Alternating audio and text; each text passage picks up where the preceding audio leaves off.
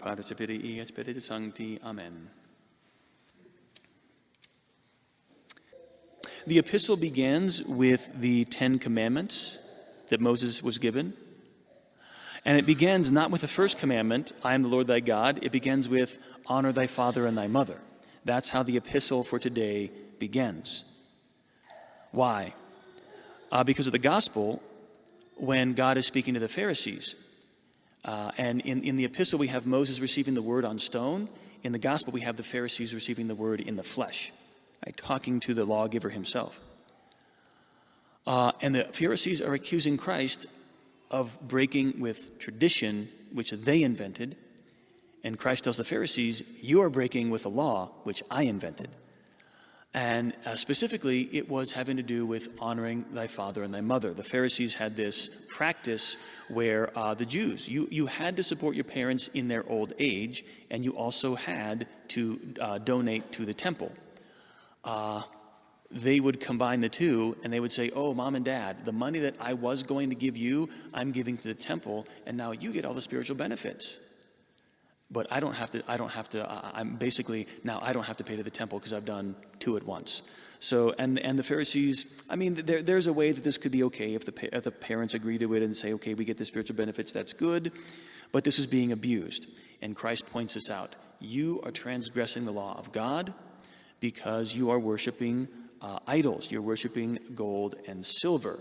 Money is more important to you than your parents, who represent God, your heavenly parent. And this is what was mentioned in today's epistle. You shall not make gods of silver. You shall not make to yourself gods of gold. That's exactly what the Pharisees were doing. Is they were transgressing the law of God in order to enrich themselves. Now that's not all. The gospel for today continues, and we have also, our Lord uses the thing, it's not what goes into a man which defiles, but what goes out of a man. It's not the dietary restrictions. It's not those things, right? It's your curse words. It's your blasphemies. It's your enmity of heart. That's what defiles you. And the disciples said to Christ, the Pharisees are scandalized at you, at your words, at your condemnation of them, at the fact that we do not wash our hands, we do not follow all of these purity laws and dietary restrictions. Scandalized doesn't mean, we have this idea that it means offended. I'm scandalized. I can't believe, oh, how dare you, whatever. That's not what scandalized means. Scandalized means a loss of faith. If the Pharisees were scandalized at Christ, that means they were losing faith in Christ.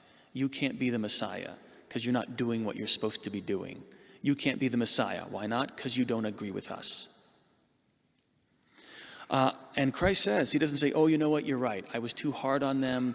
I'm preaching the truth. I mean, I am the truth, but there's probably some truths that I shouldn't say because they just can't handle it. If I preach that truth, they'll leave the church. They'll be scandalized. So it would be just prudent just not to preach these particular truths. Christ never said that. What did he say?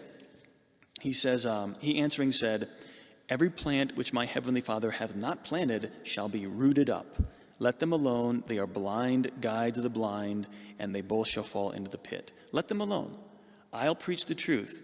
And if somebody wants the truth, they'll be edified, and they will leave behind their evil ways. If somebody is scandalized at the truth, you can't save them.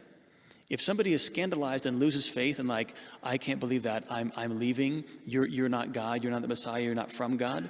This is the truth, and truth is from God. How is that person going to be saved if they don't want to accept the truth? And that's the sad thing. They wanted to remain in their sins. They didn't want to be told what the truth was. And Peter answering said to him, what did he say? Expound to us this parable. He goes back to the, it is not what goes into a man, but what comes out of a man. And our Lord says, it is not which proceedeth, do you not know that what goes into the mouth goes into the belly and cast out into the sewer? But the things proceeding out of the mouth come from the heart, and this is what defiles a man. But to eat with unwashed hands does not defile a man. He was getting back to the idea that the Pharisees were so concerned with these traditions that they had built around the law, do this, do that, observe this, observe that, eat this, don't eat that they forgot the law itself, the substance of it. And everybody can be guilty of that. external, right? This is what the Pharisees were always concerned with looking good and fasting and praying, and that's what our Lord is always accusing them of. And today, I would say there's two errors today that we have to avoid with the Pharisees, or Pharisaical attitudes, looking good on the outside, but not really being good on the inside. One of the improper externals, being a Pharisee, is being a good person, being friendly, being tolerant, caring about other people, caring about the poor, caring about social justice. Right? That looks good. That's in vogue. It looks good on the outside, but on the inside, you can still be rotten. The other externals, we fast and pray, we go to the traditional Mass, I wear a chapel veil, I'm modest, I hate heresy, right? That can also be externals. What's the internal? Internals. Prudence, justice, temperance, fortitude, honesty, integrity, self-sacrifice, patient acceptance of trials, maturity, selflessness, obedience, accepting external sufferings, external poverty, right? Praying for internal riches, internal graces, accepting the frustration of my will. Right? That's where sanctity is.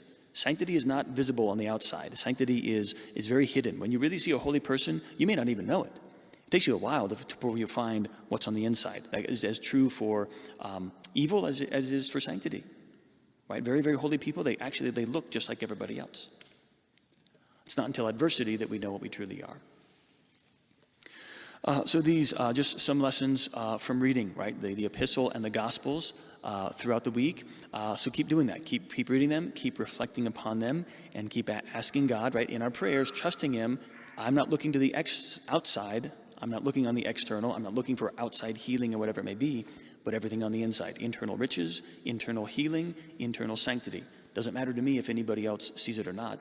I want what is true. I want what is good, and then nothing else matters. And God bless you all in the name of the Father, Son, and the Holy Ghost. Amen.